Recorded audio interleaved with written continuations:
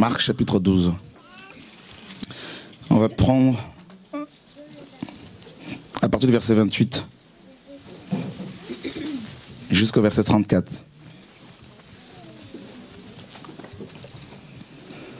Un des scribes qui les avait entendus discuter, sachant que Jésus avait bien répondu aux Sadducéens, s'approcha et lui demanda: quel est le premier de tous les commandements? Jésus répondit: voici le premier. Écoute, Israël, le Seigneur notre Dieu est l'unique Seigneur. Et tu aimeras le Seigneur ton Dieu de tout ton cœur, de toute ton âme, de toute ta pensée et de toute ta force. Voici le deuxième. Tu aimeras ton prochain comme toi-même. Il n'y a pas d'autre commandement plus grand que cela. Le scribe lui dit: bien, maître, tu as dit avec vérité que Dieu est unique et qu'il n'y en a point d'autre que lui, et que l'aimer de tout son cœur, de toute sa pensée, de toute son âme et de toute sa force, et aimer son prochain comme soi-même, c'est plus que tous les holocaustes et tous les sacrifices. Jésus, voyant qu'il avait répondu avec intelligence, lui dit: tu n'es pas loin du royaume de Dieu. Et personne n'osa plus lui poser des questions. Amen.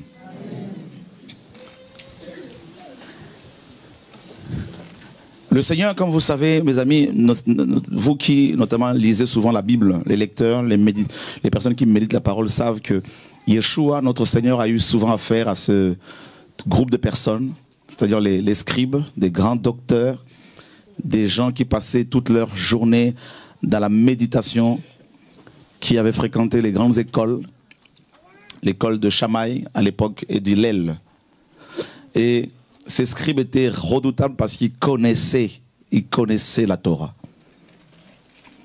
Mais leur connaissance était plus intellectuelle. Et il leur manquait justement l'essentiel, c'est-à-dire la vie. La vie qui émane de la parole de Dieu. Ils avaient, n'est-ce pas, ils s'étaient arrêtés à la lettre. Ils étaient beaucoup plus sur la lettre, basés sur la lettre, que sur la vie. Parce que pour avoir la vie qui émane de la parole, il faut, n'est-ce pas, mourir. Parce que la vie de Dieu ne peut en aucun cas cohabiter avec la vie matérielle, la vie de l'homme, la vie, n'est-ce pas, avec la volonté de l'homme. Donc, et ça, les pharisiens ne voulaient pas justement s'y soumettre. Ils ne voulaient pas justement mourir.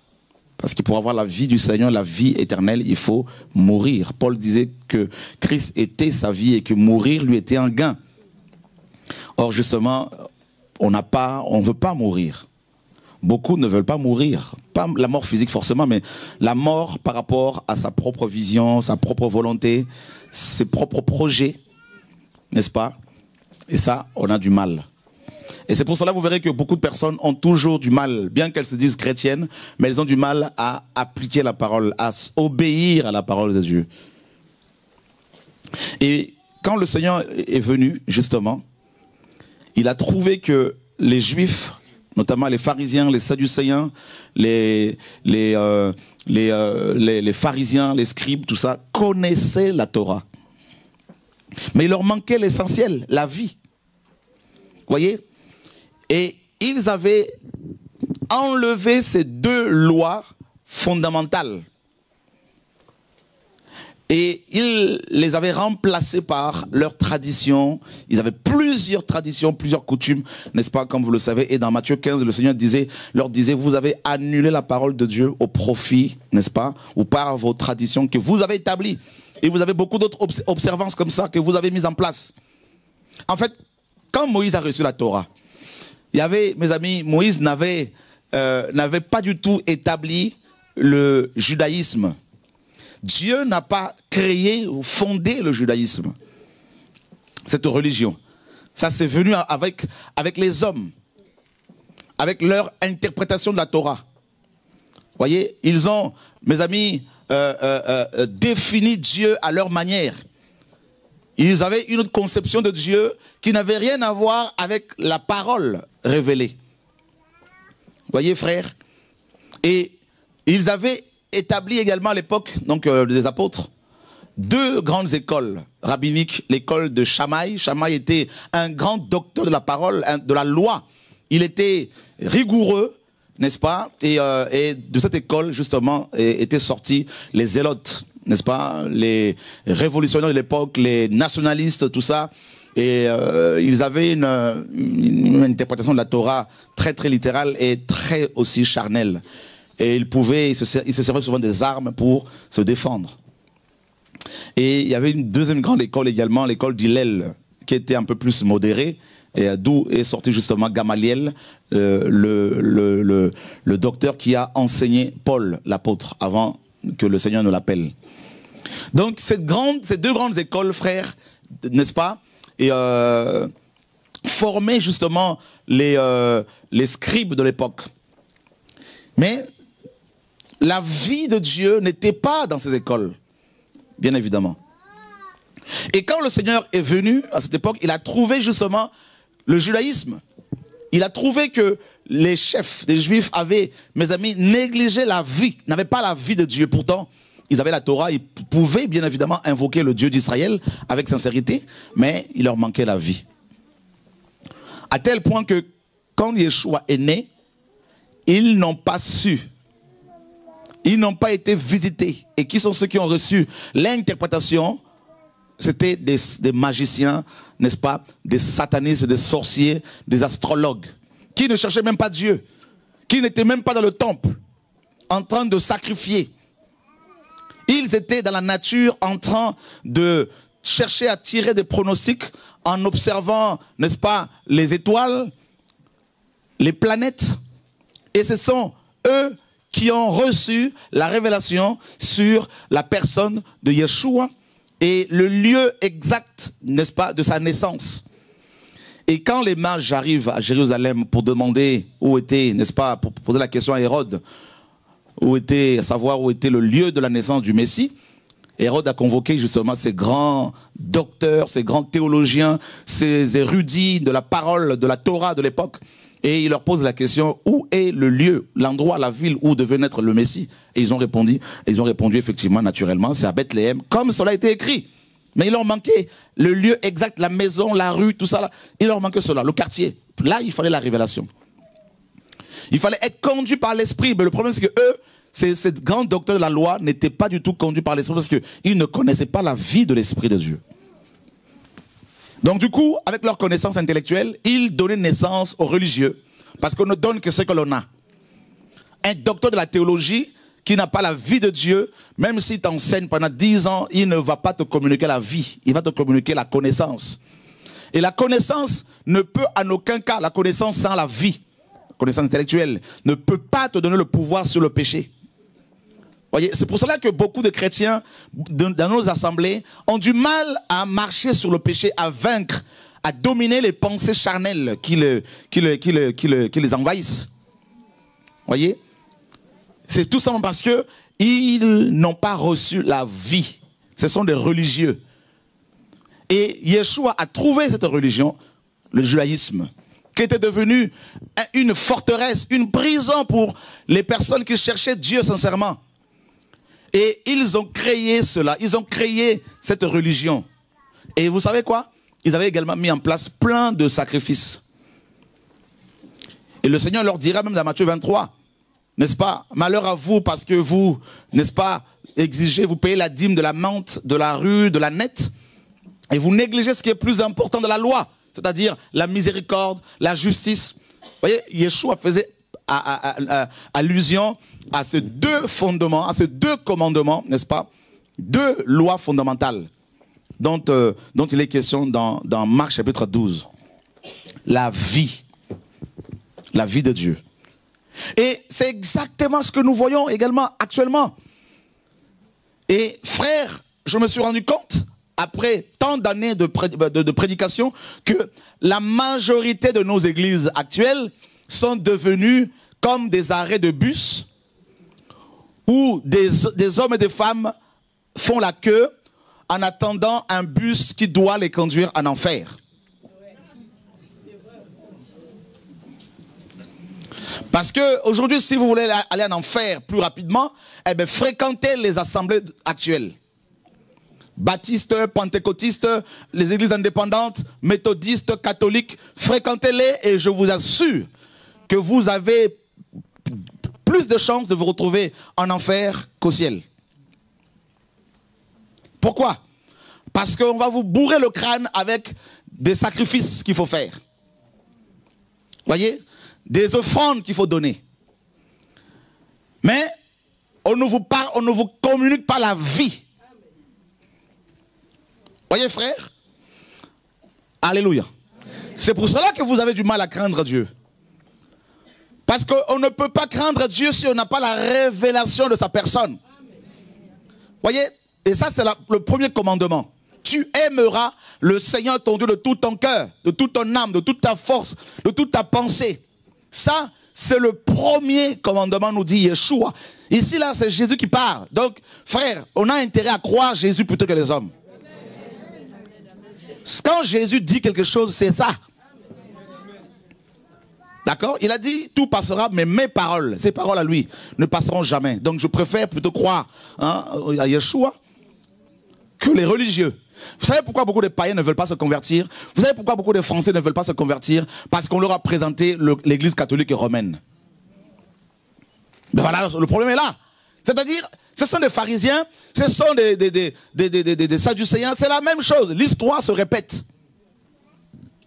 L'histoire se répète.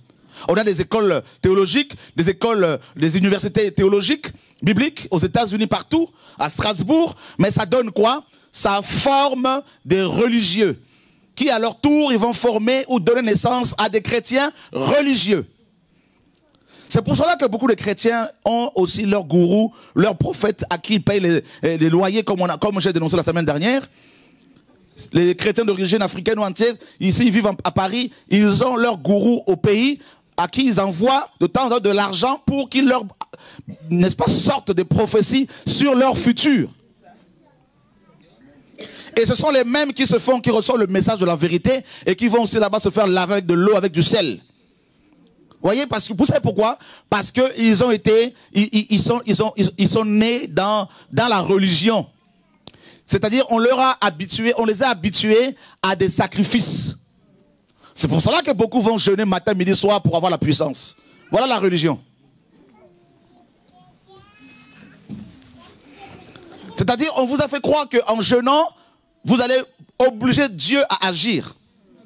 Alors que quand on a la vie de Dieu, on réalise que ce n'est pas le jeûne qui fait quelque chose. Et que c'est Jésus qui a dit tout est accompli avant que tu ne sois créé. Voyez?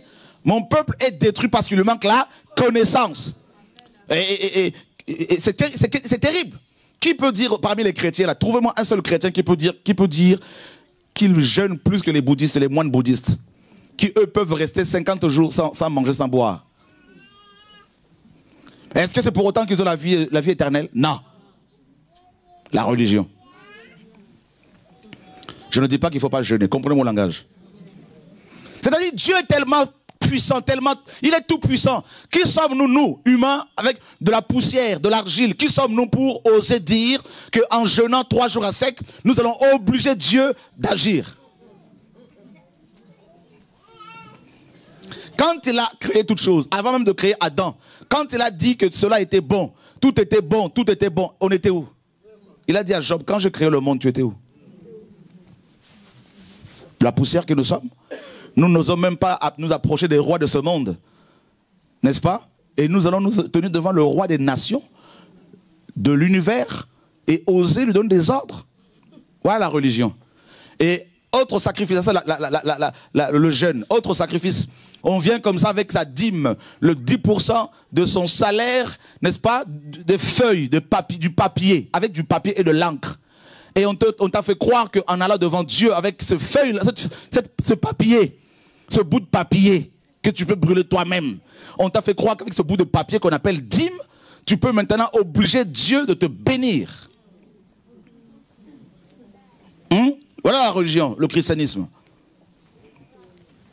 Plein de sacrifices, mais il n'y a pas la vie de Dieu. Et nous convoquons Dieu à la barre pour lui donner des ordres. Dieu, je fais 3 jours à sec, tu dois me bénir. Dieu, je te donne la dîme, tu dois me bénir. Dieu, voilà. C'est pour cela que quand on fait des erreurs, on ne veut pas se repentir parce qu'on est toujours en train de se justifier. Non, c'est pas moi, c'est l'autre. Ça, c'est Adam. Voilà, Adam, quand Adam a péché. Au lieu de dire que oui, j'ai péché, Adam dit, c'est toi Dieu qui a péché parce que tu m'as donné une femme. Voilà comment nous sommes. Ça, c'est l'homme, c'est le religieux. On est comme ça. C'est pour cela, frère, j'ai compris que cette génération-là, si tu ne fais pas, si tu n'es pas violent, tu vas en enfer. Voilà la religion. La religion accuse Dieu matin, midi, soir. Dieu se tourne vers Adam, Ève. Pourquoi tu as fait ça? Ève dit non, c'est pas moi Dieu. C'est toi qui as créé le serpent, c'est pas moi. Voilà la religion. Toujours, les religieux accusent Dieu matin, midi, soir. Ils ne prennent pas leur part de responsabilité. Oui, effectivement, là, effectivement, que Dieu nous aide. Là, effectivement, j'ai failli. Là, Seigneur, aide-nous. Non. Parce que celui qui a la vie de Dieu, frère, la vie de Dieu automatiquement te tue. Parce qu'elle est tellement puissante que quand on la reçoit, on meurt.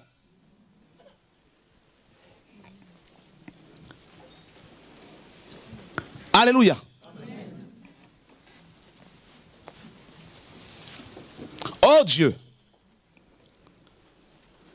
On fait la queue. Que Dieu vous ouvre les yeux. Vous allez voir que dans les églises, là, les gens font la queue. Ils attendent leur train pour l'enfer. Voilà. Oh Seigneur, tu as vu, ce mois-ci, tu m'as donné 10 000 euros. Eh bien, j'ai donné 1 000 euros de dîme. Dieu, ta parole le dit. Là, on revient sur Moïse. Et on dit, tu dois me bénir. Tu es obligé. Voyez comment nous sommes? Les sacrifices. Plein de sacrifices. La religion. La religion, mes amis, le Seigneur le dit, hein. Le scribe répond au Seigneur et dit, c'est vrai ce que tu as dit, que ces 2 commandements sont plus importants que tous les sacrifices et les holocaustes. Attends. C'est un scribe qui parle comme ça. C'est-à-dire quelqu'un qui suivait Moïse. Quelqu'un qui était habitué au sacrifice. Quelqu'un qui, quand il péchait, il allait chercher une chèvre quelque part, un bouc, pour aller se faire pardonner. Et il dit que tout ça là, ne compte pas. Waouh, c'est la révolution. Et regardez la religion actuelle, le christianisme d'aujourd'hui. Regardez, soyons honnêtes.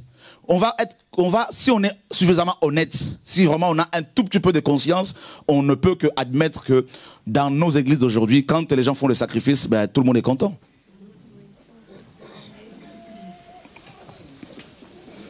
Ah non, moi, j'ai souffert pour ce frère. J'ai prié pour elle. Dieu l'a guéri, puis elle est partie, elle a disparu. Quand même, voilà, sacrifice. C'est-à-dire, tu es en train de te dire que c'est toi qui es Dieu, et c'est grâce à ton sang que cette sœur a été guérie. Ah, oh, Seigneur, sauve-nous. Tu sais pourquoi tu parles comme ça? Parce que tu estimes que tu n'as pas été adoré suffisamment. C'est quoi l'adoration? C'est quoi la louange? La louange est la conséquence. Hein, c'est le remerciement. Dieu nous fait du bien et nous le louons. N'est-ce pas? Quand les enfants d'Israël ont traversé la mer Rouge, quand ils sont arrivés de l'autre côté de la mer, qu'est-ce qui s'est passé? Myriam a pris son tambourin et avec les enfants d'Israël, ils ont commencé à chanter. Vrai ou faux? À louer Dieu. Pourquoi? Parce qu'ils venaient de vivre un miracle. Donc toi aussi, comme nous, dans nos églises, nous sommes devenus... Les chrétiens nous ont transformés en divinité. Donc du coup, même nous, même les autres chrétiens, tous les chrétiens sont devenus presque des dieux. Donc du coup, quand on fait du bien, un sacrifice pour un frère, une sœur, on s'attend à ce qu'il y ait la louange.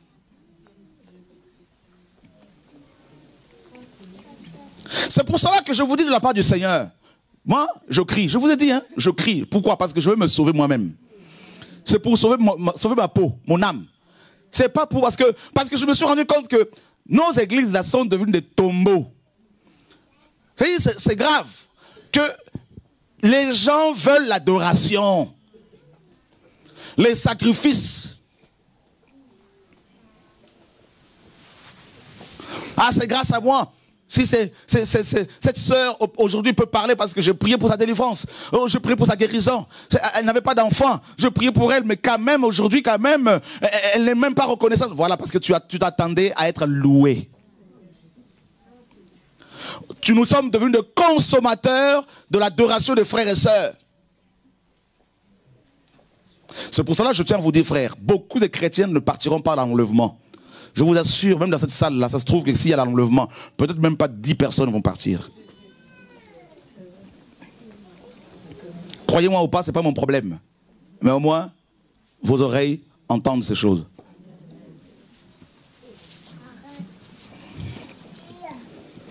Voyez, frère, c'est grave. Ah non, j'ai fait ci, j'ai fait ça, Et j'ai eu quoi en échange? Ben, des coups, des critiques, des combats, tout ça. Et bien, qu'est-ce que le Seigneur dit? Celui qui doit me suivre, qui veut me suivre, doit prendre sa croix. Et on a oublié la croix derrière, on l'a abandonnée. Et on est en train de réclamer notre adoration auprès des frères et sœurs. D'autres, leur adoration, c'était quoi? L'argent. Non, j'ai pas eu assez d'argent quand même, j'ai beaucoup fait. J'ai beaucoup travaillé quand même. D'autres, c'est des belles paroles. D'autres encore, c'est des titres. D'autres encore, la reconnaissance des hommes. Voilà, c'est à quoi nous sommes, mes amis, réduits. Je parle de manière globale. Comprenez mon langage. Je ne prépare pas les enseignements à l'avance. Et ne pensez pas que je suis en train de te viser, parce qu'on est tellement parfois charnel que quand une parole vient de la part du Seigneur, on est en train de dire non, ça c'est moi, ça c'est un tel. Voilà comment nous sommes devenus des pharisiens, parce qu'il n'y a plus la vie, il n'y a plus l'esprit, c'est la chair. Et quand la chair est titillée par le Seigneur, elle réagit. Tellement que beaucoup ont perdu la vie.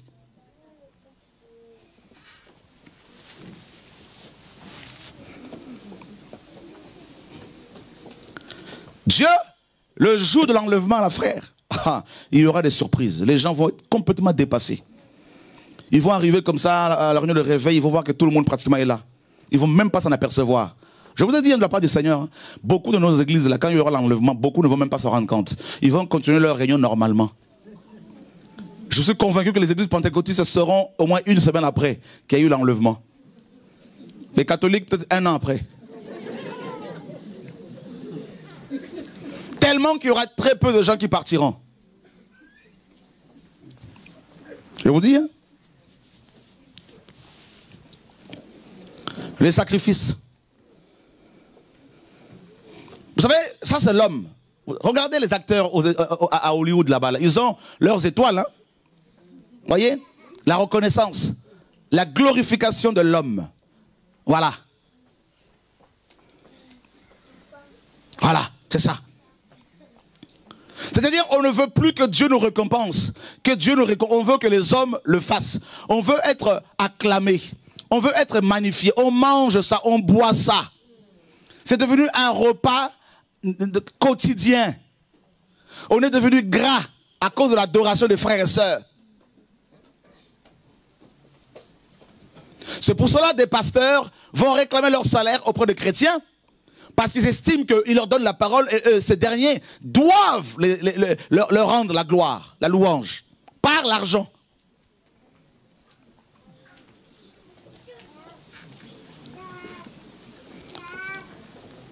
Donc, nous sommes construits une église basée sur les sacrifices. C'est ça la religion, les sacrifices. C'est-à-dire, comme vous avez vu dans Luc chapitre 18, regardez. Regardez, on va revenir sur Marc là-bas, vous inquiétez pas. Mais laissons l'Esprit de Dieu, n'est-ce pas, nous enseigner. Luc chapitre 18, à partir du verset 9 jusqu'au verset 14. Il dit encore cette parabole en vue de certaines personnes se persuadant qu'elles étaient justes et ne faisant aucun cas des autres. 2 hommes montèrent au temple pour prier. L'un était pharisien et l'autre publicain. Le pharisien, debout, priait ainsi en lui-même. Ô Dieu, je te rends grâce de ce que je ne suis pas comme le reste des hommes, qui sont ravisseurs, injustes, adultères, ou même comme ce publicain. Je jeûne 2 fois par semaine. Vous voyez la religion? Les sacrifices. Je donne la dîme de tous mes revenus. Voilà la religion. Le jeûne, la prière, l'observance de jours de prière, n'est-ce pas? Oh, que Dieu nous aide. Il n'y a pas des personnes qui sont avec nous depuis des années qui veulent bien laisser la place à de nouvelles personnes, des gens qui sont venus pour la première fois, qui sont debout. Est-ce qu'on ne veut pas Si cela est impossible, alléluia. Quelqu'un pourra les aider. Oui, merci mon frère Abdoul. Voilà, une place là-bas ma soeur. Une autre place pour frère. Voilà. Il y a une place là-bas. Ça va? Ok. Ok. Comme c'est la première fois que vous venez, donc on veut aussi vous recevoir avec joie. Alléluia. Y a-t-il quelqu'un au fond là-bas qui est venu pour la première fois? Ok, il y a une place quelque part là. Voilà. Merci Seigneur. En tout cas, soyez les bienvenus, que Dieu soit béni. Alléluia. Alors les religieux disent, mais ça casse l'onction. Non, ça casse pas l'onction. Qui peut casser Dieu? Alléluia. Voyez, vous avez vu le sacrifice ici, la religion, le pharisien, c'est-à-dire quelqu'un qui a fait l'école théologique, quelqu'un qui a été dans une école pour étudier Dieu, alors que Dieu ne s'étudie pas. Dieu se révèle aux hommes. Tu ne peux pas aller quelque part pour rencontrer Dieu. Dieu, c'est lui qui décide de se révéler à toi ou pas. D'accord? Amen. Et il est dit dans Romains chapitre... Dans Romains, Paul dit, cela ne dépend ni de celui qui court, hein, ni de celui qui le veut, hein, mais c'est Dieu qui décide.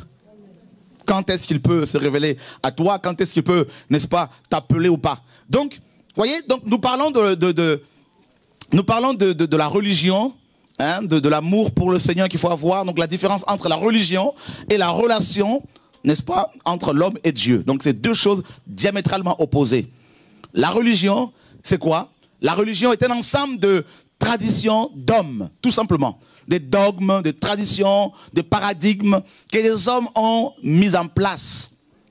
Et ces dogmes, ces traditions, ces coutumes doivent être observées de manière rigoureuse, n'est-ce pas? De peur d'être rejetés, exclus. Ça, c'est la religion. Donc il faut impérativement observer ces lois, ces commandements d'hommes. Je prends un exemple rapide, on connaît ces choses. Par exemple, le fait de dire que le dimanche est le jour du Seigneur, et il faut tous les dimanches aller à l'assemblée. Dans son assemblée pour prier. Et il ne faut pas travailler le dimanche. Ça, c'est faux. Vous pouvez travailler tous les jours, même le dimanche, ce n'est pas un problème. Vous voyez, vous pouvez même ne pas aller dans une assemblée pendant 1 mois, 2 mois. Ce n'est pas un péché. Et avoir une relation, une communion avec les frères et sœurs ici et là. Vous comprenez? Mais dans la religion, quand vous manquez un dimanche, tout le monde vous appelle pour vous demander où vous étiez. Parce que vous n'avez pas répondu à l'appel. Jacques, présent. Madeleine, présente. Là, le pasteur est content. D'accord? Ça, c'est la religion. Donc, du coup, les gens se sentent condamnés parce qu'ils ont manqué un dimanche. Et cette fièvre peut aussi attraper même les réformateurs. Hein? Parce qu'ils veulent tellement avoir les frères et sœurs tous les dimanches que quand il y en a un qui manque, tac, coup de fil tout de suite auprès. Et ils vont vous dire, ça, c'est le suivi. Non, c'est le contrôle. Alléluia. Dis à ton voisin que Dieu nous garde.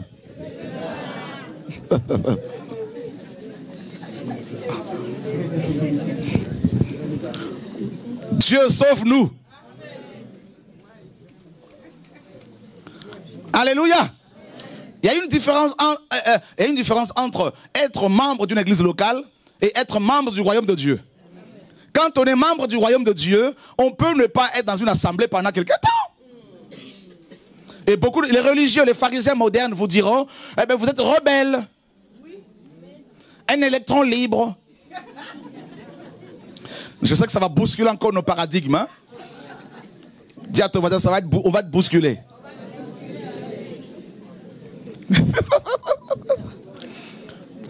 Alléluia. Frère, tu es dans quelle église toi? Moi, je suis de l'église catholique. Ah, c'est bon, c'est bon, c'est bon. Tu es contrôlé, c'est bien. Et toi, de quelle église? Moi, je suis pentecôtiste. Ah, c'est bien, tu es contrôlé. Tu as un huissier devant toi pour te contrôler, c'est bien. Et toi, tu es là. Moi, je suis presbytérien. Ah, c'est bien, tu es contrôlé. Et toi, moi, je suis simplement dans le royaume de Dieu. Ah bon? Donc, tu n'as pas un homme qui te contrôle. Non, j'ai personne, j'ai Jésus. Mais à qui payes-tu ta dîme? Non, à personne, parce que ma dîme, c'est la loi. Eh bien, je donne librement aux pauvres, aux orphelins, aux étrangers. Et voilà. Voyez? Mais c'est pas normal, ça. C'est pas normal, t'es pas du tout contre. Mais non, pas du tout. Et le dimanche, tu fais quoi? Ben, le dimanche, soit je travaille, ou soit j'amène ma famille faire du footing ou au restaurant. Ou quand je peux aussi m'assembler avec des frères et sœurs qui craignent le Seigneur. Mais sinon, je suis membre du royaume de Dieu. Ah non, mais là, il y a un problème, là, parce qu'il est écrit qu'il ne faut pas abandonner vos assemblées. Là, il y a un problème, là. Mais non, frère, il est écrit de ne pas abandonner les assemblées, c'est-à-dire la communion fraternelle. Mais j'ai une communion avec des frères et sœurs. Et d'ailleurs, j'ai une église chez moi avec ma femme, avec mes enfants. Comme Noé, comme Lot. Oula, qui t'a enseigné comme ça? Mais c'est Jésus. Non, toi, tu écoutes les enseignements de Shora. Non, Shora n'est pas mon Dieu. C'est un frère comme toi et moi. C'est Jésus parce que moi aussi j'ai la Bible.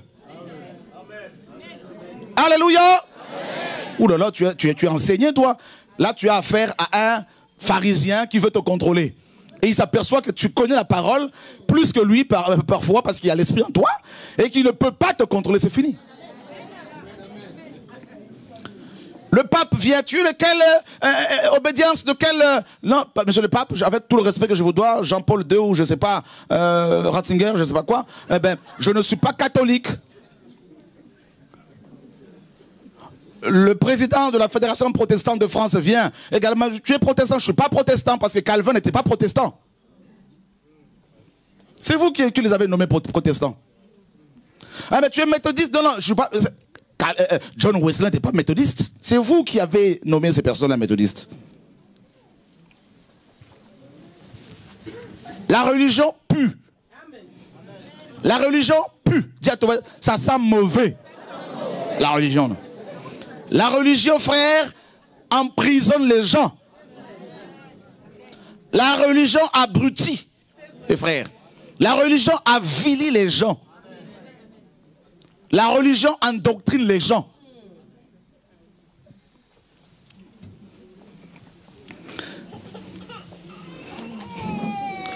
Alléluia. Vous voulez que je continue? Bien sûr, je ne peux que continuer. Je n'ai pas le choix. Alléluia. D'un côté, vous avez les religieux et de l'autre, vous avez Jésus. Maintenant, vous devez choisir qui vous voulez servir.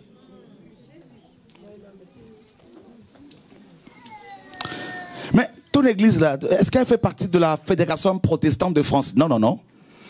Mais on va fermer votre église. Mais on ne peut pas fermer mon église. Les bâtiments, on peut les fermer. Mais moi, on ne peut pas me fermer. Même si on me met en prison, mais je veux parler parce que je ne suis pas enfermé. Prisonnier des hommes, mes amis, affranchis de Christ. La religion. Et vous avez vu aussi justement, donc 2 personnes vont au temple. Vous vous rendez compte, frère? 2 chrétiens. Il y en a un qui était religieux, un religieux et un chrétien qui était touché, convaincu par le Seigneur à cause de ses péchés. Et les 2 allaient prier Dieu. Donc ça veut dire que tel que nous sommes venus ce soir-là, vous avez, n'est-ce pas, une partie de religieux, une partie de gens qui cherchent le Seigneur. Et les religieux, eux, ils vont devant Dieu avec les épaules complètement hautes. Hein, haussez tout ça. Seigneur, j'ai payé ma dîme. Tu as vu, Seigneur, j'ai payé ma dîme ce mois-ci, Seigneur. Tu dois me bénir parce que mon pasteur m'a dit ça. Dans ta parole, c'est écrit. Les religieux, vous savez ce qu'ils font les religieux? Ils croient que Dieu souffre d'Alzheimer, donc ils lui rappellent ces versets bibliques. Vous voyez? Dieu, tu as écrit. Dieu, tu as dit. Leur Dieu souffre de cette maladie. Pas le nôtre, parce que le nôtre, il est tout puissant. Leur Dieu sa mémoire est faillible. N'est-ce pas? Il faut lui rappeler tout le temps ses promesses. Vous voyez? Alors il lui rappelle à chaque fois, Dieu, tu as dit dans Malachie 3:10, hein, apportez à la maison du trésor vos dîmes, tout ça, afin que je vous bénisse. Mais c'est grave. Vous voyez, frère? Voilà la religion. On t'a appris à aller devant Dieu avec tes propres exigences, avec tes offrandes, hein, avec, oh, que Dieu nous aide, frères et sœurs, que Dieu nous délivre. Le pharisien, il vient. Dieu, tu as vu, je suis un grand théologien. J'ai bac plus 5 en théologie. Vous voyez, j'ai la licence. Mon crâne est rempli de raisonnement. Tu vois Dieu? Eh bien, je viens te voir parce que, écoute, dans Psaume 119, verset 11, il est dit que je serre ta parole dans mon cœur. Ça, il est en train de démontrer à Dieu qu'il connaît la parole. Vous Voyez? Donc, je serre ta parole dans mon cœur afin de ne pas pécher contre toi, Dieu, tu vois, je connais. Et dans Malachie chapitre 3, verset 10, il est dit. Et il dit, ben, moi, je ne suis pas comme les autres. C'est-à-dire, moi, je ne peux pas m'associer avec les autres. Il est en train de lancer des pierres à celui qui est à côté. Le publicain. Et les publicains, à l'époque, étaient rejetés, bien sûr, parce que c'était des collabos. Hein. Ils collaboraient avec les Romains, ils prélevaient les impôts, n'est-ce pas? Ils travaillaient pour les... C'était des Juifs, mais ils travaillaient pour le compte des Romains, les occupants. Alors, ils étaient rejetés par les Juifs, bien évidemment. Et là, bizarrement, ils se retrouvent aussi dans le temple, le publicain. Et quand le pharisien finit sa prière, il dit, par semaine, je jeûne 2 fois. Et vous savez comment ça se passe, ce jeûne-là, le jeûne religieux? Eh bien, on commence à minuit pour finir le lendemain à 18h. Et il faut avoir sa montre avec lui. Et puis on regarde l'heure. Si on doit finir, comme on finit, on rend le jeûne à 18h. À 17h déjà, la nourriture est déjà bien préparée. Tout est... En fait, ce jour-là, tu vas spécialement faire le repas que tu aimes tant. D'accord? Et tu regardes ta montre. 17h40. Oh, alléluia, Seigneur, sois béni pour... Attends quelques secondes, seulement mon ventre. Attends seulement quelques secondes. Quelques minutes. Dieu, je bénis ton nom. 17h59. Pratiquement, la nourriture est déjà devant la bouche. À 18h pile. Alléluia. La religion. Vous voyez la religion, frère? C'est terrible. Le jeûne religieux, n'est-ce pas, te permet de prouver que tu es capable. Voyez? Tu atteins, n'est-ce pas, une performance pour montrer aux gens que tu es performant. Voilà le jeûne religieux. Et tu en parles à tout le monde. J'ai fait 3 jours à sec. Oh, c'était magnifique. Oh, j'ai fait 1 semaine à sec. Ah, c'était magnifique. J'ai cru que j'allais mourir. Oh, mais Dieu m'a soutenu. Dis à ton voisin, orgueilleux, religieux. Après avoir fini son jeûne d'une semaine à sec, et c'est... Écoutez frère, que Dieu nous aide. J'étais dans une assemblée, il y a 15 ans, il y a 16 ans, pardon. C'était à Palaiso, à côté. Dans cette assemblée existait depuis plus de 15 ans au moins. Et depuis plus de 10 ans à l'époque. Il n'y avait pas de croissance numérique, pas de vie. Dieu n'était pas dedans. Et j'arrive, et Dieu me dit... Cette femme est stérile. Et je pars voir le pasteur, je lui dis, mais il y a une femme stérile ici. Il fait l'annonce, il y avait quoi, 10 personnes à peu près? Personne ne se lève. Je me dis, oh Dieu, je me suis trompé. Il me dit, non, c'est pas une femme physique, c'est l'église qui est stérile. Et ce pasteur-là était tout le temps dans des jeûnes à sec, 3 jours à sec, tout le temps. Et à chaque fois qu'il faisait ces jeûnes à prier, ce jeûne à sec, il sortait de là. Il venait me voir en me demandant ce que Dieu avait dit concernant l'œuvre. Je lui disais à chaque fois, mais toi tu sors de la montagne. Tu redescends de la montagne après avoir jeûné 3 jours. Moi, je viens de manger. Et c'est à moi que tu demandes la volonté du Seigneur.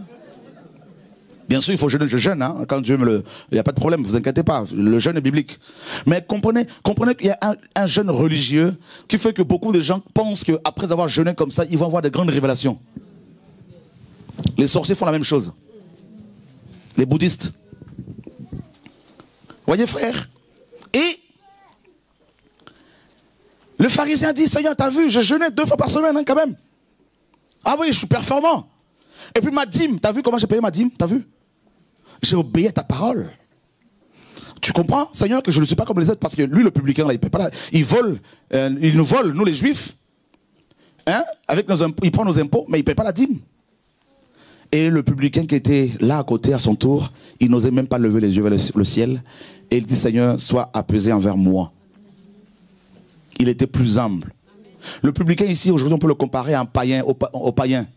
C'est pour cela que Yeshua disait que les prostituées, les païens vont vous dévancer dans le royaume de Dieu. Alors je vous dis, hein, on sera étonné de voir qu'au ciel, il y a nos voisins qui sont... Il y en a beaucoup qui vont être étonnés, ils vont apprendre en enfer que leurs voisins sont partis. Ils vont poser la question, mais comment c'est possible? Et le Seigneur leur dira, en enfer là-bas, hein, c'est comme le malfaiteur à la croix. Une seconde avant de mourir, ils sont convertis. Mais vous avez fait 10 ans dans les églises, 15 ans. Vous avez plus écouté les pasteurs, obéi aux pasteurs. Vous avez été au service des pasteurs, au service de vos églises locales, au service de vos dénominations, tout ça là. Vous avez aimé cela, vous avez appliqué leurs commandements plutôt que de suivre la parole du Seigneur. Eh bien, vous avez raté le ciel. Pourquoi? Parce que dans la religion actuelle, c'est la course au titre, la course à la concurrence, qui a plus d'onction, qui a la plus grande église numériquement parlant. Tout ça, là, la compromission, tu sais bien que ton pasteur là, est dans l'impudicité, il est faux, mais tu collabores avec. Pourquoi? Parce que tu as besoin d'une place. Tu cherches à être reconnu, à ta juste valeur. Voilà ce que les gens veulent. Voilà la religion. C'est la guerre. Voilà pourquoi quand on pose la question à beaucoup de pasteurs, quelle est votre vision? Ah, ma vision, c'est d'avoir la plus grande église de France. Mais attends, mais quand même, construisez un bâtiment pour prendre tous les Français et les mettre dedans. Et le mettre dedans. La plus grande église de France, c'est ça, c'est toute la France. Voilà. Vous voyez? C'est quand même terrible, la vision. Terrible. C'est quoi ta vision? Moi, ma vision, c'est, eh ben voilà, les Africains qui sont en France, les Congolais par exemple, eh ben moi, ma vision, c'est d'avoir une église remplie de Congolais, voilà. Quand un Français vient, un Français de souche, ben on le met dehors parce que ça ne nous intéresse pas. Et puis on est le premier à dire qu'ils sont racistes, mais s'ils sont racistes, rentre chez toi, c'est simple. Amen. Voilà. Alléluia. Amen. Dieu sauve-nous. La religion. La religion, elle pue. La religion, là, dans la religion, là, ça brise les mariages. Dans la religion, là. Les gens vont dans les églises mariés, ils en sortent divorcés. Voilà la religion. Pourquoi? Guerre entre l'homme et la femme. Qui prêche le mieux? La guerre, j'ai vu ça même chez nous, guerre. Il y a des années, je disais un couple, je voyais qu'un couple qui prêchait l'homme et la femme, je disais, c'est la concurrence. Je disais, la sœur, c'est la concurrence entre vous deux, effectivement. L'homme vient prendre le micro, il dit, ah, pour recevoir l'onction. La femme vient derrière, recevez. Il y a la concurrence. Voilà, ils sont mariés. Voilà la religion. Mais on voit Aquilas et Priscille mariés dans la Bible. Ils n'étaient pas dans la religion, unis jusqu'à la mort. La religion là, casse les mariages. La religion, là, frère, parce que la femme a un groupe de personnes qui vont l'encenser, qui vont la glorifier. L'homme a un groupe de personnes qui vont le glorifier. Eh bien, les religieux se mettent entre l'homme et la femme. Et ça brise tout. Voilà la religion, frère. Et si ça a réussi à détruire ton mariage, ça a réussi à détruire ta communion, ta vie spirituelle. Même si beaucoup ne veulent pas l'admettre. Voilà la religion, frère. Faisons le bilan, tous ensemble. Pas seulement dans ce ministère, mais de manière globale. Soyons honnêtes. C'est la religion qui domine partout. Voilà. Vous voyez? On va revenir sur les deux commandements. On va finir avec les deux commandements. Mais il faut d'abord, Dieu me pousse d'abord à parler de la religion. Frère, si Jésus revenait dans notre génération, s'il revenait physiquement aujourd'hui, je vous assure, s'il va chez les catholiques, ils vont le chasser de leur temple. Parce qu'il va commencer par casser les statues de Marie, de tous les saints. D'accord? Ils vont le chasser de là. Il va dire aux prêtres que l'hostie, là, se dépasse dans la Bible. Ils vont le chasser. S'il va chez les protestants, il va rencontrer aussi des problèmes parce qu'ils sont tellement multiples. Pentecôtistes, baptistes, tout ça, anabaptistes, tout ça. Donc, ménonites, ils vont le chasser parce que quand il va arriver, il va dire, mais je n'ai pas bâti l'église baptiste. Ils vont le chasser. S'il va chez les pentecôtistes, ils vont se rendre compte parce qu'eux, il faut parler en langue. Parce que si tu ne parles pas en langue, cela veut dire que tu n'es pas baptisé dans le Saint-Esprit. Et comme Jésus-Christ, homme, n'a pas parlé en langue, donc honnêtement, il faut le chasser de là. Parce que nulle part dans les évangiles où l'on voit Jésus parler en langue, ça n'existe pas. Donc il n'est pas baptiste, du coup, Jésus. Pentecôtiste, pardon. Voilà. Vous vous rendez compte, Ludo? Ils vont le chasser parce qu'ils vont vouloir lui imposer les mains pour qu'il parle en langue. Il va leur parler de la sanctification. Eux, ils vont lui dire, il faut d'abord que tu commences par le parler en langue. Alors, s'il va dans les églises indépendantes, là, ils vont le chasser également parce qu'il va être contre leur ordination avec soutane, avec l'huile d'onction. Donc, ils vont le chasser. Et où est-ce que Jésus sera aujourd'hui s'il revenait physiquement? Eh bien, vous savez où?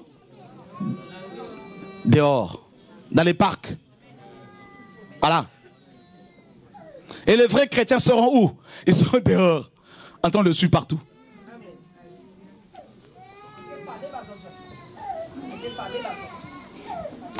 Alléluia. Dieu est bon. La parole va nous libérer au nom de Yeshua. On va l'aider. On va l'aider.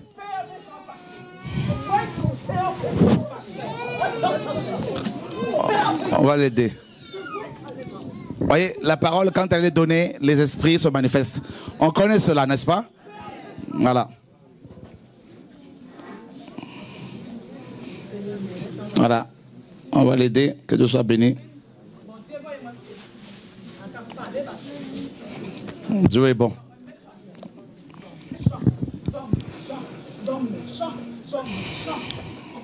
Seigneur, que cette femme soit complètement libérée au nom de Yeshua. Qu'elle soit affranchie de tous ces liens au nom de Yeshua, notre Seigneur et Sauveur. Voilà. Vous allez l'aider dans la pièce à côté pour discuter, prier pour elle. Au nom de Yeshua. Alors on a l'habitude, bien sûr, ceux qui viennent d'arriver, de voir des manifestations pendant les enseignements parce que l'ennemi n'est pas d'accord. Voilà.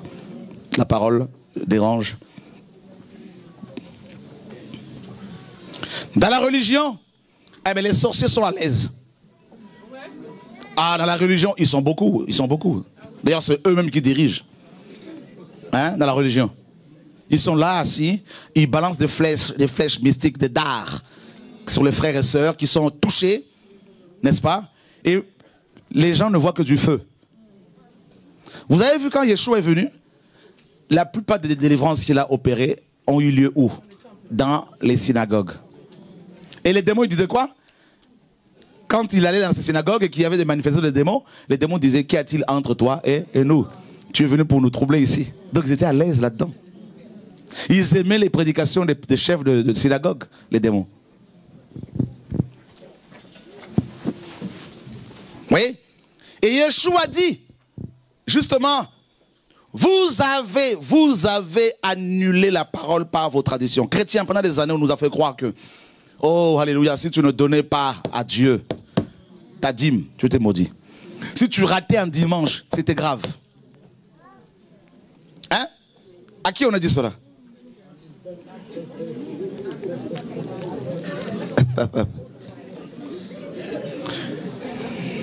Que si tu ne faisais pas partie d'une fédération, dénomination, oulala. Alors Yeshua vient et il amène la révolution. Qu'est-ce qu'il dit? Il dit, eh bien, deux commandements sont, hein, il n'y a que deux commandements, deux. Le premier, on l'a vu, hein. Avant de dire d'aimer le Seigneur, il a dit des choses.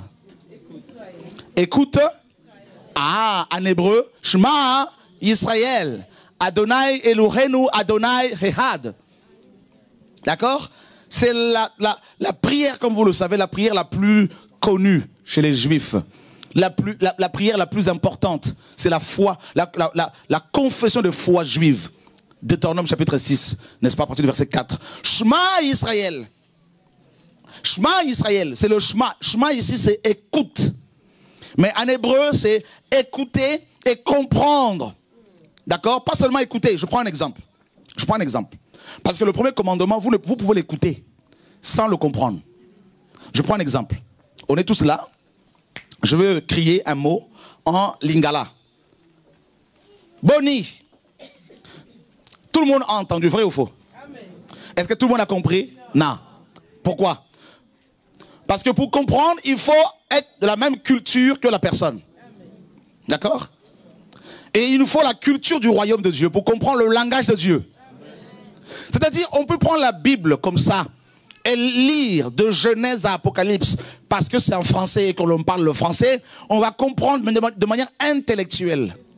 Et il faut, on va comprendre ça intellectuellement, mais il faut la compréhension spirituelle que Dieu seul peut donner. C'est pour cela, vous verrez, vous pouvez prendre deux personnes. La première, elle est, n'est-ce pas, à la bac plus 20. J'en ai rencontré une comme ça au Gabon, bac plus 20, une femme ministre. Ah, pour la première fois de ma vie, je vois quelqu'un en face de moi qui a bac plus 20. Waouh! Il fallait voir sa maison. Hein. Ouh là là, tout ça là, c'est de la poussière. Mais bac plus 20. Et elle avait un cancer de gorge que le Seigneur a guéri. Et vous prenez cette personne, la bac plus 20, qui s'exprime très bien en français, et vous prenez une deuxième personne qui n'a jamais été à l'école, qui sait à peine à lire, et la personne qui a bac plus 20 va lire la Bible, tout ça de Genèse après, elle va comprendre ça de manière intellectuelle. Mais celle qui n'a jamais été à l'école, qui va commencer à la lire, parce que Dieu va l'aider, Dieu va ouvrir son intelligence, elle va mieux comprendre la parole et recevoir la vie qui émane de cette parole-là. Voyez, frères et sœurs, c'est ça le schéma. Le schéma. Shema Israël. Et le premier homme à avoir parlé de cette prière, c'est Jacob, dans Genèse 49. Avant de mourir, il a rassemblé ses enfants, n'est-ce pas, pour leur donner des instructions. Et il a dit quoi? Shema Israël. Écoutez votre père. Écoutez Israël, votre père. Voilà comment Jacob leur a parlé. C'est ça le Shema. Jacob l'a initié. Pourquoi? Parce que comprendre le Shema, c'est capital pour son avenir. Parce que ton avenir, l'avenir d'Israël, l'avenir de l'Église dépend ou découle de la compréhension de ces deux commandements. C'est-à-dire ton avenir, aussi bien sur terre qu'au ciel, avec Jésus, peut être compromis si tu n'as pas compris ces deux commandements. D'accord? Et pour le comprendre, il faut comprendre avec son cœur, avec son esprit. Alléluia. Shema Israël. Adonai. Oh, j'aime ça. Adonai. Shema Israël. Elohenu. Adonai Elohenu. Adonai Echad. Donc, ce commandement, ouais, Jésus a commencé par ça, Ludo. Il a commencé d'abord par leur rappeler le Shema. C'est la prière la plus importante avant de parler, n'est-ce pas, de l'amour pour Dieu. Ça veut dire que tu ne peux pas aimer Dieu si tu n'as pas écouté. Une femme peut tomber amoureuse d'un homme tout simplement parce qu'elle a entendu sa voix. Vrai ou faux? Oh, elle a une voix terrible. Cet homme a une voix terrible. Oh, cette femme parle bien. Écoutez, si tu es chrétien, c'est parce que tu as entendu la parole. La foi vient de ce qu'on entend. Et ce qu'on entend vient d'où? C'est ça le chemin. Si tu n'as pas entendu Dieu, tu ne peux pas l'aimer. Si tu n'as pas entendu Dieu, tu ne peux pas le comprendre. C'est ça, les deux commandements là. Ça commence d'abord par le chemin. Tu ne peux pas aimer Dieu de tout ton cœur si tu ne l'as pas entendu. C'est pour ça que Yeshua a commencé par Shema Israël. D'accord? Écoute Israël. Dans Genèse 49, il était question que les 12 tribus écoutent leur père Israël. Pourquoi? Parce que Israël avait vu la manifestation de Dieu. Or, dans la religion, Ludo, mes frères et sœurs, vous qui êtes là, dans la religion, on nous a habitués à écouter les hommes. Shema ton docteur. Shema le pape. Shema telle personne. Voilà pourquoi on est à leur image. Voyez frères, sœurs, Shema Israël Adonai. Et quand Moïse a entendu cette voix, sa vie a changé. Quand Paul a entendu cette voix, sa vie a changé. Quand Pierre a entendu cette voix, sa vie a changé. Frère, quand John Wesley a entendu cette voix, sa vie a changé. Quand Jean, sur l'île de Patmos, a entendu cette voix qui émanait du ciel, qui sortait du ciel, et une porte était ouverte, Jean, il a reçu l'ordre de monter. Toi, tu vas monter avec la religion, essaie de monter. Mais tu ne peux pas monter. Parce qu'il faut une puissance qui te sorte de la puissance de l'attraction terrestre. Il n'y a que, mes amis, l'Esprit de Dieu qui peut te détacher de l'attraction terrestre pour aller dans la sphère spirituelle, dans le monde de Dieu, dans le ciel et recevoir, entendre des choses que l'on ne peut pas expliquer. C'est pour cela, si vous mettez un corbeau, le corbeau d'un côté et l'aigle royal de l'autre, les deux oiseaux, ils sont tous les deux oiseaux. Des oiseaux, mais ils ne se comprennent pas. Parce qu'il y en a un, il est tout noir, il ne comprend pas. Lui, c'est les ténèbres. Et l'autre, c'est le ciel. Ils volent dans les hauteurs. Ils n'ont pas la même perception des choses. Shema Israël. Tu as écouté qui pour être chrétien là? Tu es devenu chrétien après avoir entendu quoi? Tu es devenu pasteur, prédicateur, après avoir entendu qui? Parce que si tu n'as pas entendu Dieu, tu vas tâtonner. Tu es chez les cathos, chez les protestants, les évangéliques, tu vas chercher à collaborer avec des pasteurs. Qui t'a dit de le faire? Tu vas chercher toi-même en tant que pasteur des collaborateurs. Oh, venez, on va collaborer. Non, un vrai homme de Dieu ne cherche pas les collaborateurs. Moïse n'a pas cherché Aaron, pourtant c'était son frère. C'est Dieu qui a dit, je t'enverrai Aaron. Amen. Si un pasteur te demande à collaborer avec lui, c'est un charnel, fuis. Alléluia. Il faut entendre, il faut écouter. Beaucoup ils sont ici, même chez vous là, beaucoup sont chrétiens alors qu'ils n'ont rien entendu.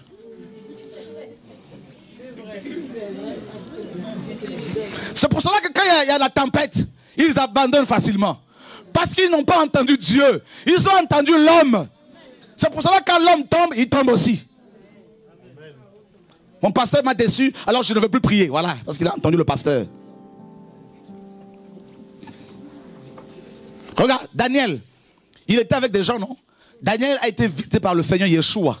Les gens qui étaient avec lui, tout le monde était par terre. Hein? Il n'y a que Daniel qui a vu et entendu. Paul était accompagné. Il n'y a que lui qui a entendu clairement. Voyez frère, c'est ça. Lazare était enterré à côté d'Abraham. Il était enterré à côté d'Isaac, enterré à côté des grands prophètes. Pourtant ce jour-là, il n'y a que Lazare, mort, hein, qui avait entendu. C'est pour ça qu'il est sorti. Toi, tu essaies de sortir alors que tu n'as pas entendu. L'heure vient et elle est déjà venue où les morts entendront la voix du Fils de l'homme. Et ceux qui l'auront entendu, ceux qui l'auront entendu ressusciteront. Alléluia.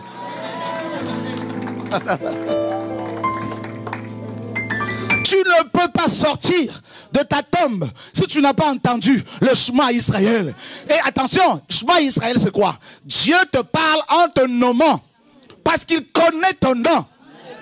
Oh frère, Dieu quand il t'appelle, c'est le Père des esprits. Il t'appelle par ton nom. Frère, il connaît les noms de ses enfants. Il nous a donné des noms nouveaux. Oh frères et sœurs, alléluia. C'est pour cela qu'à chaque fois qu'un prophète naissait, Dieu lui-même veillait à ce que son nom, un nom lui soit donné. Moïse, c'est alléluia. Oh alléluia, tiré des eaux. Frère, Samson, c'est lui qui veillait. Dieu t'appelle comment? Hein? Comment est-ce que Dieu t'a appelé? Comment est-ce qu'il t'a parlé? Si Dieu t'a parlé, même si les gens te critiquent, tu sais au fond de toi que j'ai entendu le chemin. Hein? Qui calomnie, qui parle, moi je m'en fiche parce que je sais que mon Père me connaît. Je sais comment il m'a appelé. Je sais comment il a appelé. Oh my God, alléluia.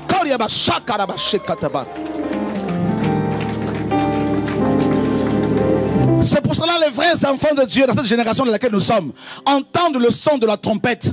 Ils entendent quand le son retentit, eux ils entendent leur nom, ils entendent leur prénom. Voilà pourquoi ils sortent.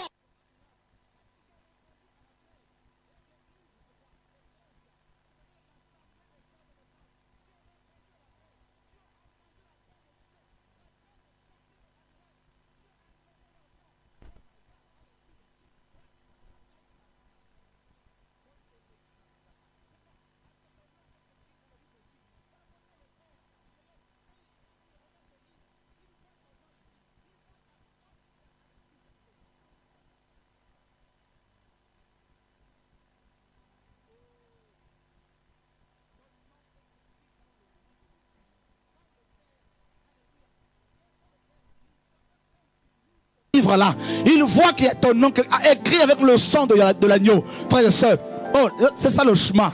Chemin.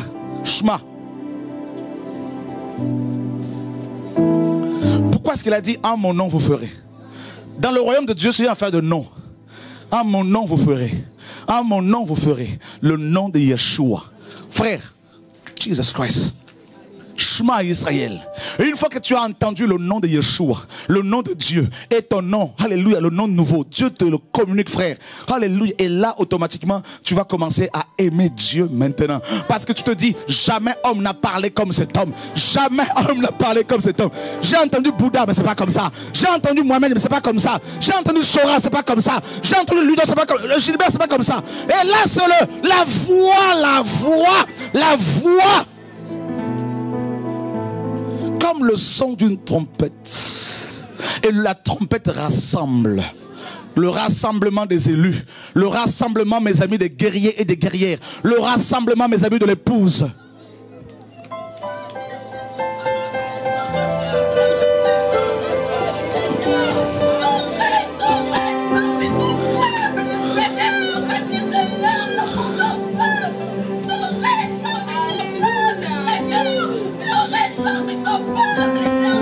Ah oui.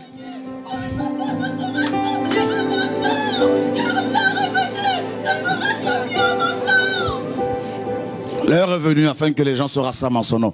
Effectivement, parce que la trompette retentit, frères et sœurs, au nom de Yeshua. Dans les nations, le peuple se lève. Dans les nations, les élus se lèvent. Dans les nations, les prophètes se lèvent.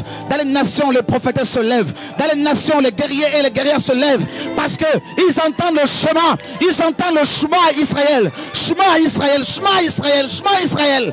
La trompette retentit. Chemin Israël, chemin Israël. Écoute, l'épouse de l'agneau, toi qui t'es endormi pendant des années, aujourd'hui c'est le réveil. Aujourd'hui c'est le réveil de l'épouse. L'épouse sort de son sommeil. L'épouse sort de son réveil, sort de sa mort.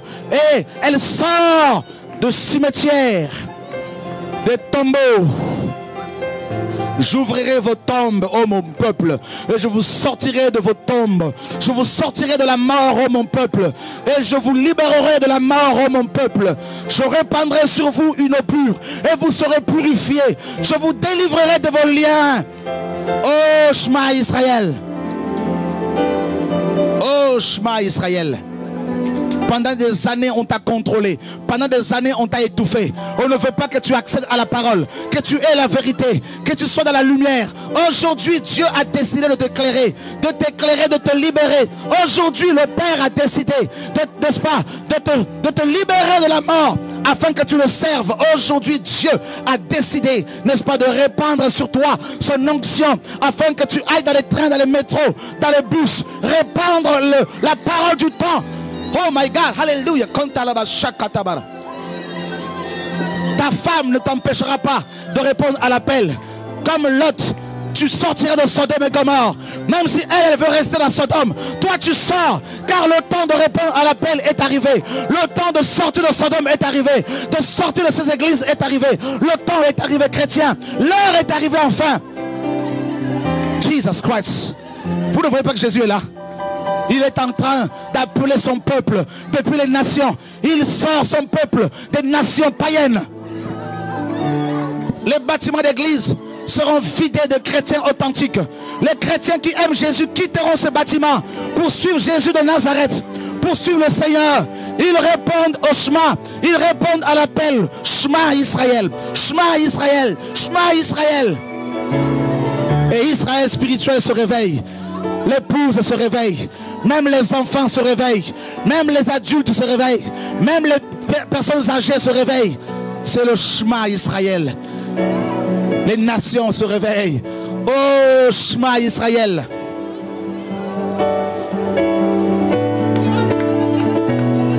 Tu as reçu ton bâton.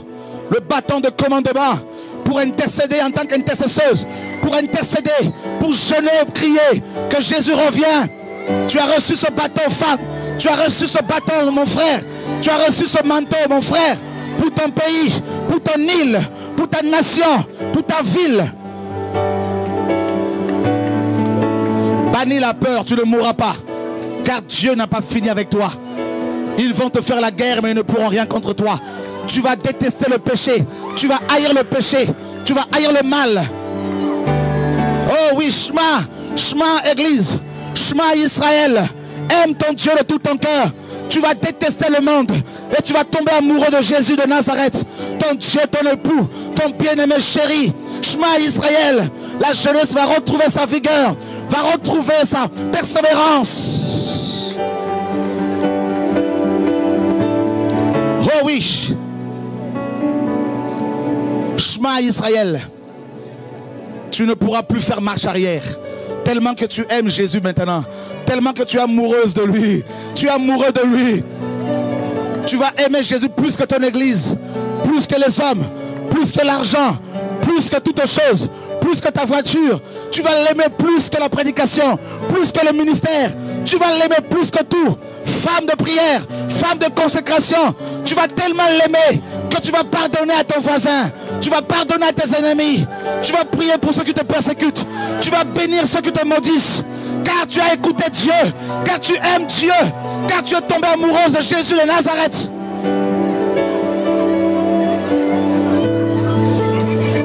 Tu vas tellement l'aimer que tu ne pourras plus te passer de lui. La prière matin, midi, soir. La méditation de la parole de Dieu matin, midi, soir. On va te traiter de fou. On va te traiter de folle. Oui, c'est la passion de Jésus, la passion de Jésus, la passion de Jésus. Je suis passionné de toi, Seigneur.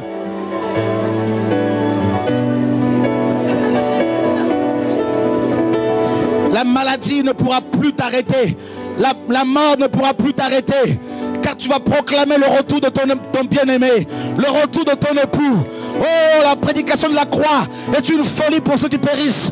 Tu vas rejeter les faux prophètes. Tu vas rejeter les faux pasteurs. Tu vas aller vers Jésus. Tu vas courir vers Jésus. Sortez des églises babyloniennes. Sortez du péché. Sortez du monde. Allez vers Jésus. Courez vers Jésus. Il est là. C'est le temps. C'est l'heure. C'est le moment. L'heure de la visitation. L'heure de la restauration. L'heure de la guérison. Quitte ce monde, va vers Jésus. Oh oui. Hier tu as fait des sacrifices et ça ne t'a rien apporté. Hier tu as fait beaucoup de sacrifices. Tu n'as rien reçu en échange. Oui, c'était la religion. Et accepte par la foi maintenant le sacrifice le plus important. Dieu a tant aimé le monde. Dieu t'a tant aimé qu'il s'est incarné, qu'il est venu mourir sur la croix en tant qu'homme pour te sauver. Voilà le plus grand sacrifice qui est largement suffisant. Shema Israël, n'aie plus peur du monde, n'aie plus peur du péché. Alléluia. Le péché, tu n'auras plus peur du péché parce que tu vas dominer sur le péché désormais. Au nom de Yeshua. N'aie plus peur de la mort. La mort a été vaincue par Yeshua. Alléluia. La maladie a été vaincue par Jésus de Nazareth. La religion a été vaincue. Le voile du temple a été déchiré de haut en bas. Tu n'es plus religieux. Sois dans l'esprit. Marche dans l'esprit. Suis l'esprit de Dieu. Et laisse les gens t'outrager. Laisse les gens te condamner. Laisse Dieu te justifier. Laisse Dieu t'élever. Laisse Dieu te rendre. Laisse Dieu t'appeler. Frère, voici ton temps. Jésus est là ce soir. C'est glorieux, frère. C'est glorieux, frère. C'est glorieux, frère. C'est glorieux, frère. C'est glorieux, frère. C'est glorieux. C'est glorieux. Une génération de prophètes, une génération de prophétesses, une génération de sentinelles, une génération de Magdala, de Marie de Magdala, une génération terrible. Oh, Jésus est là ce soir. La gloire est là. La gloire est là, frère. Sa gloire est là ce soir. Sa gloire est là ce soir. Sa gloire est là. Sa gloire est là.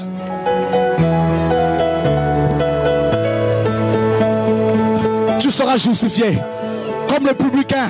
Jésus va te justifier parce que ceux qu'il a connus d'avance, il les a aussi, alléluia, prédestinés. Il les a aussi, alléluia, appelés. Il les a aussi justifiés. Il les a aussi glorifiés. Alléluia. Alléluia.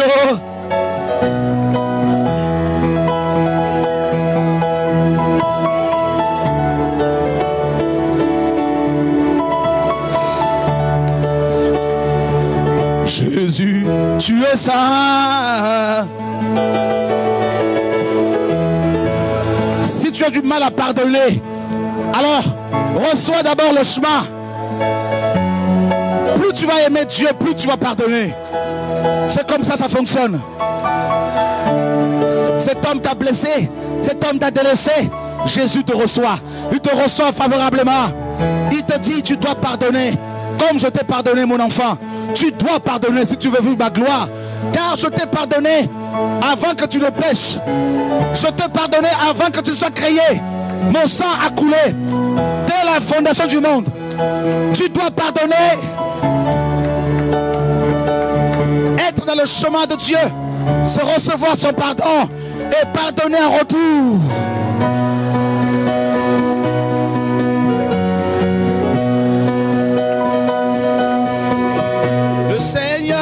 Dieu tout-puissant, digne l'agneau, oh, digne l'agneau. Tu es saint, tu es saint, saint, saint, saint.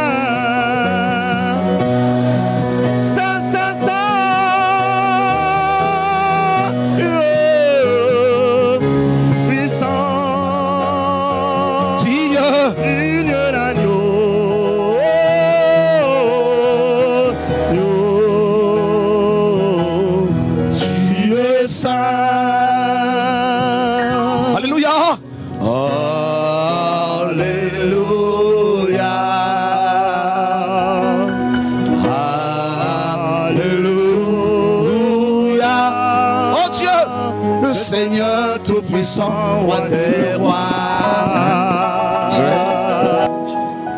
Tu voulais dire quelque chose?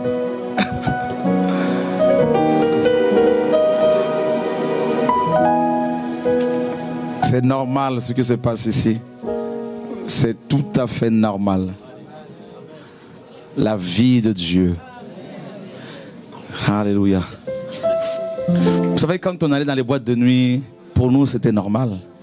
On s'éclatait, on fumait, on buvait, et puis tout le monde trouvait ça normal. Il y en a qui gerbaient, tout ça là, qui vomissaient dans un coin. Tout le monde trouvait ça normal. Mais quand c'est des chrétiens, beaucoup disent c'est pas normal. C'est bizarre, ça pleure. Il y en a, ils sont par terre, mais c'est pas normal. Pourtant, aujourd'hui, deux hommes qui se tiennent la main, main dans la main, et tout le monde trouve ça normal. On normalise le péché, mais adorer Dieu, pleurer dans sa présence, que des gens crient là-bas, c'est normal. Que les gens aillent voir des psychologues, tout ça, pour parler de leurs problèmes chaque semaine, pour les païens, c'est normal.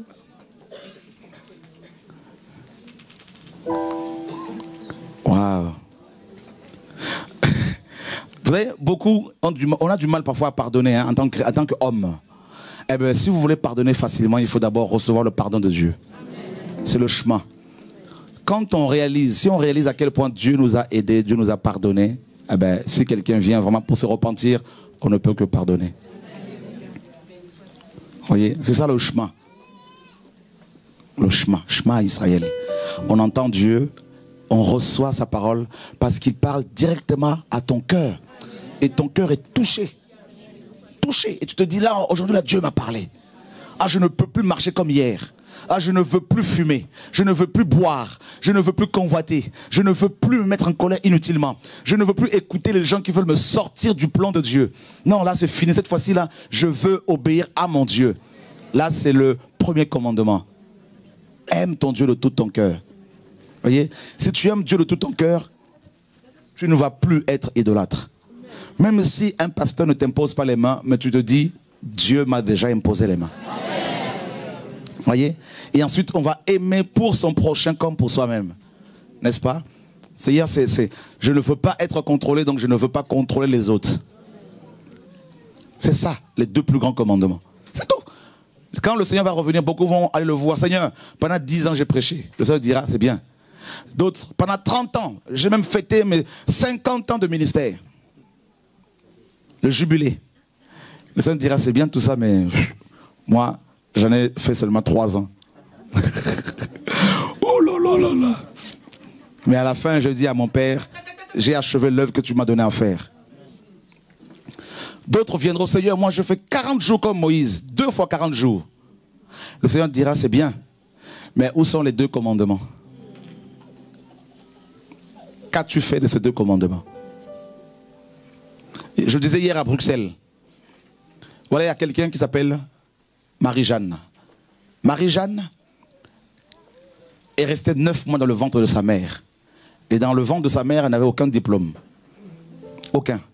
Le jour de sa naissance, elle va crier. Ah, ah, ah. Et on va lui mettre des couches. On va lui faire porter des couches. Et Marie-Jeanne, à 8 mois, 9 mois, elle va commencer à marcher, à apprendre à marcher, en se gamelant, en se blessant. Mais elle ne va pas renoncer à l'idée de marcher. Elle va, n'est-ce pas, être alimentée par sa mère. Elle va réclamer à chaque fois son lait, sa nourriture. Et puis à 3-4 mois, elle commence à manger des petits pots, tout ça. Et puis toujours avec des couches. Marie-Jeanne arrive à la maternelle. Elle découvre un autre monde, qu'il y a plein d'enfants comme des petites filles comme elle, des petits garçons. Et puis elle va commencer à apprendre un peu ce que c'est la vie. Et bien, Marie-Jeanne va commencer, elle va suivre un programme tracé, n'est-ce pas, préparé par les Illuminati, par les grands de ce monde, les grands philosophes, ceux qui ont conçu l'histoire moderne, n'est-ce pas? On va lui préparer, n'est-ce pas, cette autoroute sur laquelle elle va devoir rouler jusqu'à la fin de sa vie. Et on va lui mettre des panneaux indicateurs pour lui interdire. Il y a des endroits qu'elle ne peut pas y aller. Vous savez, il y a ces panneaux-là, c'est sens interdit. Vous vous rappelez, non? Alors donc on va lui mettre des panneaux comme ça, plein de panneaux, pour lui dire, là il ne faut pas y aller. Jésus, c'est sens interdit, il ne faut pas y aller, surtout pas. Voyez? Bon, surtout pas. Franc-maçonnerie, ok, là tu peux y aller. Voilà. Mais Jésus, c'est sens interdit, voie sans issue. Voilà. Alors Marie-Jeanne va suivre ce programme-là. Et puis à la primaire, pareil, elle est formatée. Et puis pareil au collège. Alors là, les choses commencent à devenir un peu plus sérieuses. Et puis là, elle va commencer à étudier un peu les grands philosophes, tout ça, Emmanuel Kant, tout ça, Voltaire, et tout ça, Descartes, tout ça. Et Marie-Jeanne va commencer à être bien formatée, éclairée par le siècle des Lumières. Ce siècle de lumière, quelle lumière? La lumière de Lucifer, bien sûr. La philosophie, n'est-ce pas? Marie-Jeanne est bien préparée, et puis hop, le lycée. Et là, pareil, on va lui donner beaucoup de livres aussi à lire, tout ça, comme au collège, tout ça, comme à la primaire, tout. Elle est formatée, Marie-Jeanne. On lui dit surtout Jésus, c'est une secte. Jésus, c'est une secte, surtout Jésus. Non, il n'a pas vraiment existé. Non, en fait, il a existé, mais quand même, il n'est pas mort sur la croix, tout ça.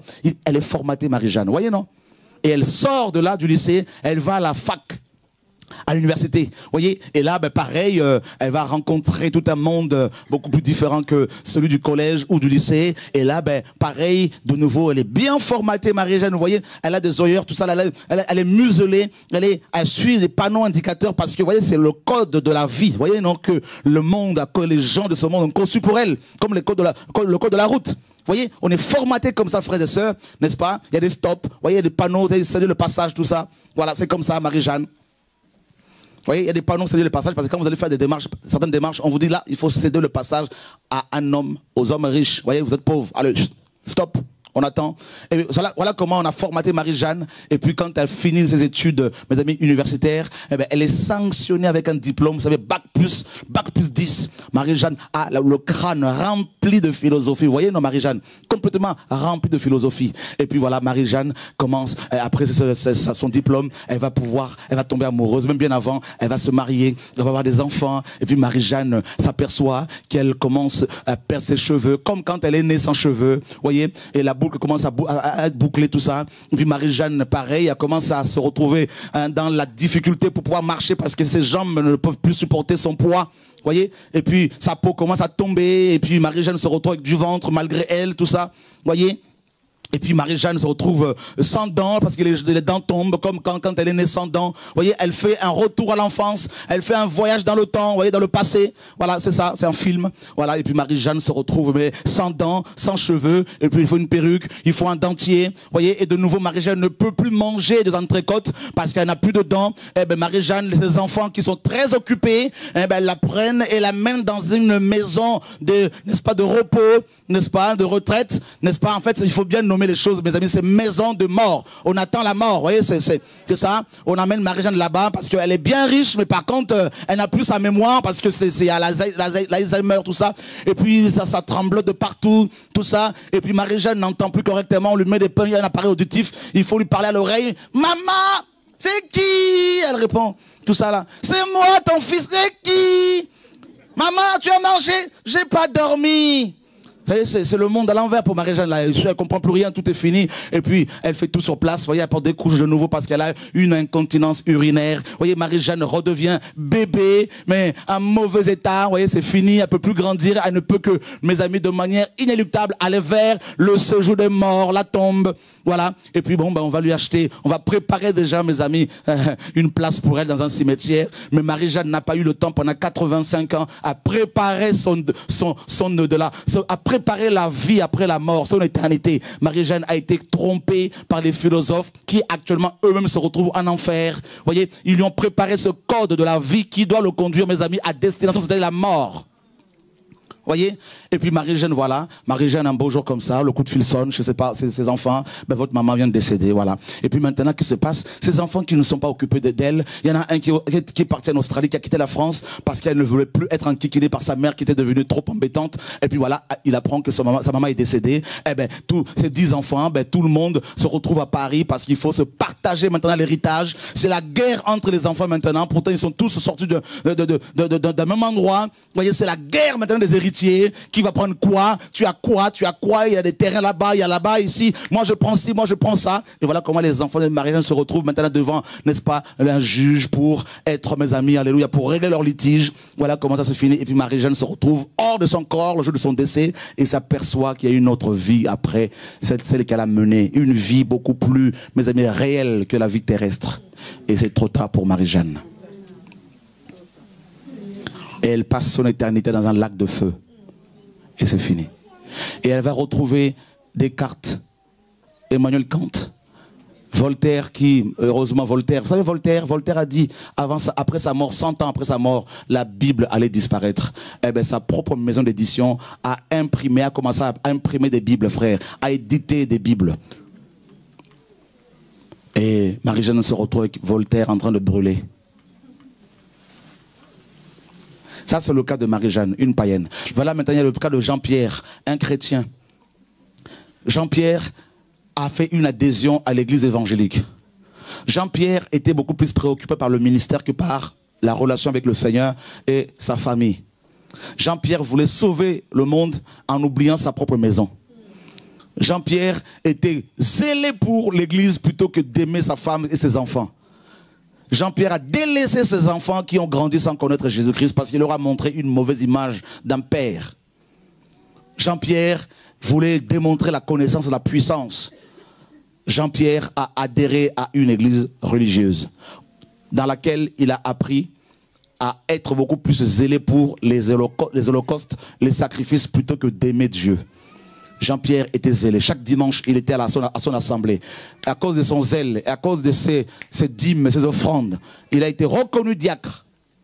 Il a persévéré à côté de son pasteur, qui était son mentor, qui l'a beaucoup formé, n'est-ce pas, formaté, je dirais. Et un jour, Jean-Pierre va être reconnu ancien. Et il continue à grimper. Et puis, à cause de sa fidélité, non à Dieu, mais à la fidélité à l'église mère. Et Jean-Pierre va être reconnu pasteur, apôtre, docteur. Il y a eu même une grande ordination. Il avait même une soutane. Il y avait ses frères pasteurs qui étaient invités, les pasteurs de la région, tout ça. C'était une grande fête. Et Jean-Pierre, persévérant dans l'église locale, Jean-Pierre avait même un salaire de temps à autre. Et quand on ne lui donnait pas son salaire, il allait même critiquer, n'est-ce pas, celui qui avait reçu la vision pour dire non, mais il ne me donne rien alors que je souffert, j'ai tout donné. C'est-à-dire, je donné, ce n'est pas Dieu qui doit me récompenser, mais c'est lui. Et il n'a pas fait son travail. Alors Jean-Pierre était comme ça. Et il croyait servir Dieu. Et Jean-Pierre était vraiment, il méditait la parole chaque jour parce qu'il aimait méditer la parole. Et Jean-Pierre parlait aussi en langue. De temps à autre, il pouvait aussi prier pour les malades, chasser les démons. Mais il n'était pas fidèle à la parole de Dieu. Et Jean-Pierre a servi son église pendant des années. Il était zélé comme le pharisien. Mais Jean-Pierre négligeait ces deux plus grands commandements, qu'il devait aimer Dieu de tout son cœur. Et ensuite recevoir l'amour de Dieu pour aimer son prochain. En commençant par sa femme, ses enfants ou son mari, tout ça là. Et puis, Jean-Pierre, un jour, mes amis, alors que Dieu l'a suffisamment averti, mais Jean-Pierre, pour lui, c'était le ministère. Le ministère est devenu plus important que Jésus, comme Marthe, qui aimait beaucoup plus servir que d'adorer. Et puis un jour, Jean-Pierre, mes amis, fait un accident. Et puis d'un seul coup, il meurt. Dans sa tête, quand il a fait cet accident, il allait au ciel. Et Jean-Pierre, à sa grande surprise, entend des bruits. Il entend des bruits. Il sort de son corps, il voit son corps là, par terre. Il saignait de partout. Et il entend des bruits des démons de la mort qui sortaient de l'enfer pour prendre son âme. Oh oui, ça existe, mes amis. Croyez-moi. Si vous ne croyez pas en Dieu, sachez quand même que vous allez mourir. Et il y a quelque chose après. Je vous dis. Et Jean-Pierre se retrouve devant ces démons. Et il se rappelle qu'il fallait chasser les démons au nom de Jésus. Parce qu'il a la connaissance. Il les chasse au nom de Jésus, les démons rigolent. Au nom de Jésus, ils rigolent. Il crie Jésus, Jésus, Jésus, sauve-moi. Jésus, je t'ai servi pendant 20 ans. Jésus dit, oui, tu as servi ton église. Mais tu ne m'as pas servi. Si tu m'avais servi, tu allais t'attendre à moi pour ton salaire. Mais tu as embêté mes enfants pour avoir un salaire. Donc tu ne m'as pas servi. Parce que comme moi, je n'étais pas ton employeur, voilà pourquoi tu allais réclamer ton salaire auprès de tes collaborateurs, auprès des hommes mortels comme toi. Et tu n'as pas fait cas de moi. Je n'étais pas ton rémunérateur. Mais Seigneur, mais Seigneur, mais Seigneur. Non, non, non, non, non, non, non. Mais Seigneur, j'étais fidèle, j'ai jeûné 40 jours. Oui, tu as jeûné 40 jours. C'était pourquoi? Pour dire aux frères et sœurs que tu jeûnes beaucoup. L'orgueil. Seigneur, Seigneur, s'il te plaît. Ah oui, mais regarde ta fille là. T'as vu dans quoi elle est? Si elle est dans la rébellion, c'est à cause de toi. Parce que à l'âge, quand elle a atteint l'âge où elle avait le plus besoin de toi, tu n'étais pas là. Tu étais toujours dans les visites pour visiter les enfants de Dieu, soi-disant. Tu n'as pas pensé, tu n'as pas cru que j'étais capable de prendre soin de mes enfants. N'as-tu pas lu dans ma parole qu'il est écrit que si quelqu'un ne prend pas soin de sien, et principalement de ceux de sa famille, il est pire qu'un infidèle, qu'il a renié la foi? Quels sont les fruits de ta famille, tes enfants d'abord? Regarde Lot, il a sauvé ses enfants. Regarde Noé. Regarde le geôlier dans Acte 16. Regarde Corneille. Oh Seigneur, oh Seigneur, Seigneur, je veux revenir sur terre pour changer. Trop tard, pendant des années, je t'ai envoyé mes enfants pour t'avertir. Tu n'as pas écouté. Tu as préféré ta vision à ma vision. Je t'ai envoyé des prophètes, tu les as combattus. Mais comment, Seigneur? Ben oui, tu les as critiqués. Tu as appelé telle personne, tel jour, pour critiquer ce message alors que ça venait de moi. Tu t'es laissé aveugler par ta colère, par l'amertume, par tes amis qui t'entouraient, plutôt que de plier tes genoux devant moi pour chercher ma face, ma volonté. Oh Seigneur, fini. Et le troisième cas, c'est comme celui de ce malfaiteur à la croix. C'est Georges. Il a mené sa vie comme il le voulait. Comme il le voulait. Et puis, juste avant de mourir, il ne connaissait pas du tout Jésus. Il en avait entendu parler de manière religieuse comme ça, vite fait. Mais un jour, comme ça, alors qu'il était en train de mourir,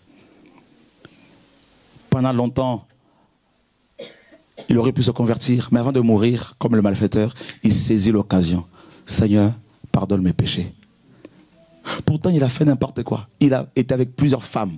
Il a engrossé plusieurs femmes. Il a pratiqué la sorcellerie, la magie. Mais une seconde seulement avant de mourir, il lève les yeux et dit, Seigneur, souviens-toi de moi quand tu reviendras dans ton règne. Et Jésus prend, n'est-ce pas, une plume au ciel là-bas, avec son sang. Il inscrit son nom dans le livre de vie. Tout de suite après, n'est-ce pas, cet homme meurt et il voit son corps hors de son corps physique, son corps spirituel, et il voit des anges qui viennent prendre son âme pour la conduire au ciel, dans la gloire. Et il retrouve tous les prophètes, Abraham, Jacob, Pierre, Jean, tout ça.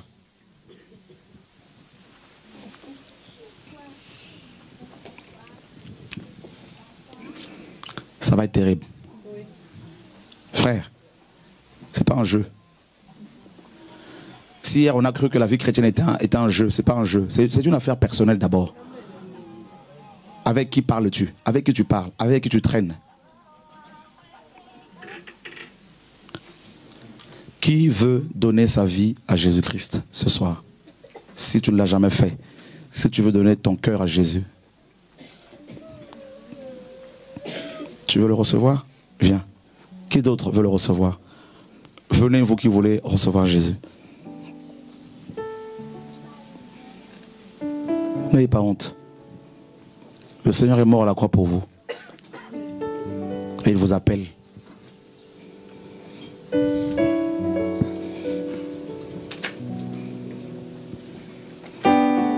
Ce n'est pas une question d'âge. Il nous propose la vie gratuitement. Il nous propose l'éternité. Il nous propose la joie, malgré les épreuves.